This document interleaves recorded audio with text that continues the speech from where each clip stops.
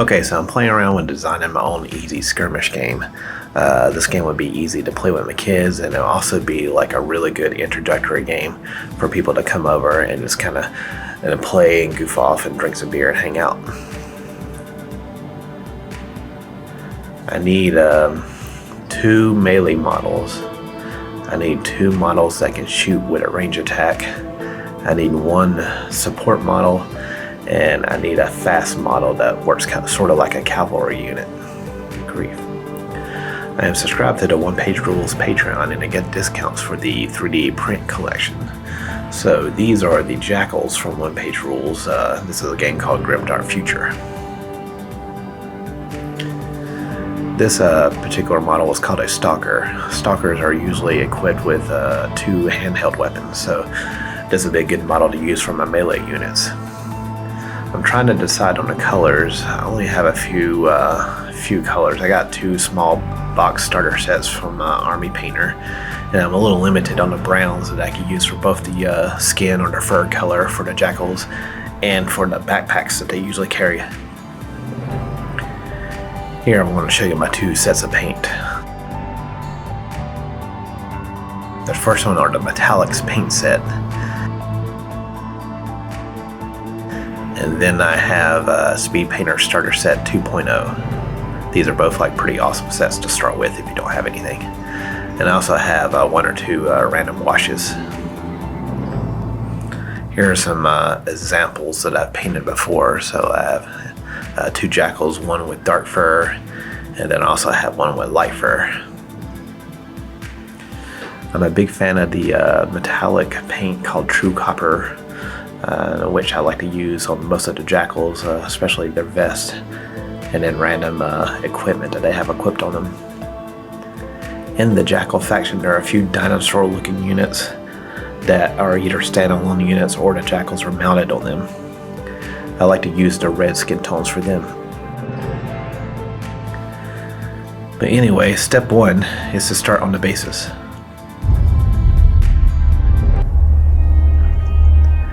Okay, so my standard base that I like to produce involves 2 different types and sizes of rocks. So first, let's get started with the big ones. I get these rocks from my pet store. They're just fish tank rocks. They're just cheap little rocks. These just happen to be black, but they come in all kinds of different colors, including bright neon. The original color doesn't really matter because you're just going to repaint them. But if you want to follow along and do the same trick, just find a good deal on any color that you can find, because it doesn't really matter. So just to start off, all I do is hit this rock with a little bit of super glue and then place it on the base.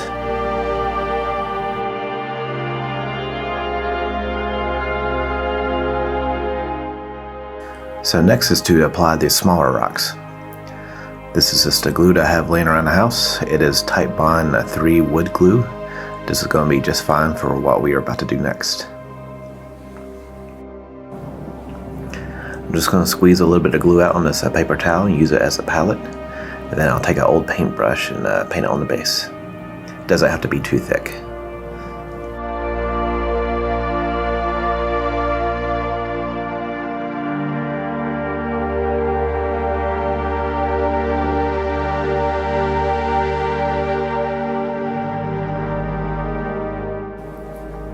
Here are the smaller rocks that I have. I think I found these in a craft store like a Michael's or Hobby Lobby.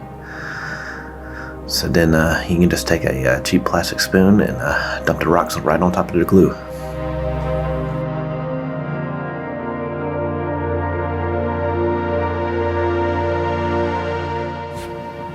It helps a little just to take your finger and just push down on the rocks to get it down into the glue.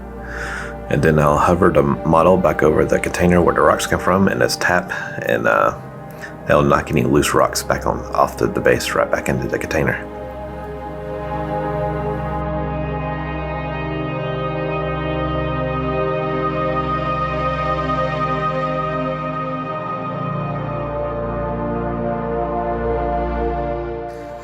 Now it's time to put some primer on the models. As far as the paints, I usually use Army Painter paints, but I haven't tried the Armor Painter spray primer yet. There are 2 stores close to me. One of them is actually a Games Workshop store, and the other one has randomness like D&D stuff and Games Workshop stuff, and then a bunch of card games. Both of these only carried as Citadel primers, so I just picked these up just to be supportive towards a local business. These primers are a little pricey, but I will have to say that I get good results with them. I feel like they're very forgiving if you accidentally spray a little too close to the model, or if you lay a layer down that's like too thick.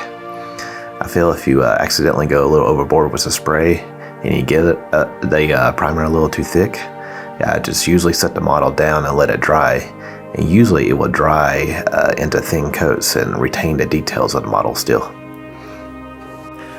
As of now, I primer all of my models black, and then I go straight to white for dry brushing. I don't remember where I got this brush, but it says it's a number 2 dry brush, so it's sort of like a medium-sized round brush for dry brushing. When I paint, I usually use speed paints. That's working well for me at the moment.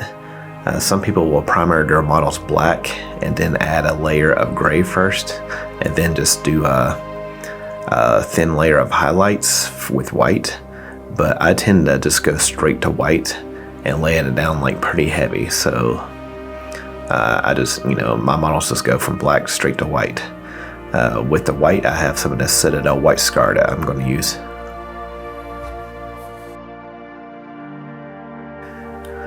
When I dip my brush into the paint, I'll take this blue shop towel rag that you can get from like your typical auto store, and I wipe most of the paint off first.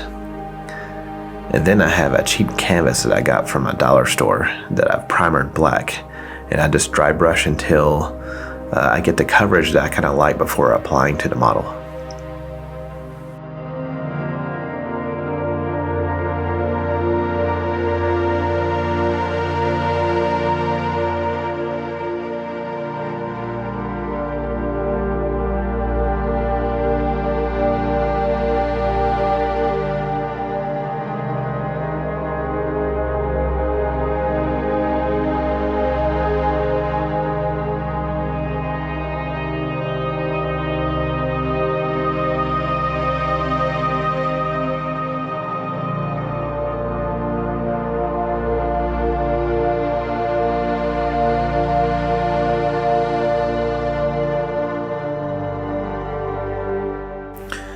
Okay, I think I'm just going to stop talking and speed up this reel, and you can watch me paint. You're going to see me do a mixture of both just metallic paints and speed painting. This is sort of like my thing that I'm doing lately, and towards the end I will use a little bit of a brown wash from Citadel, just to use on like a lot of the white parts, and then and to tie a lot of the colors together.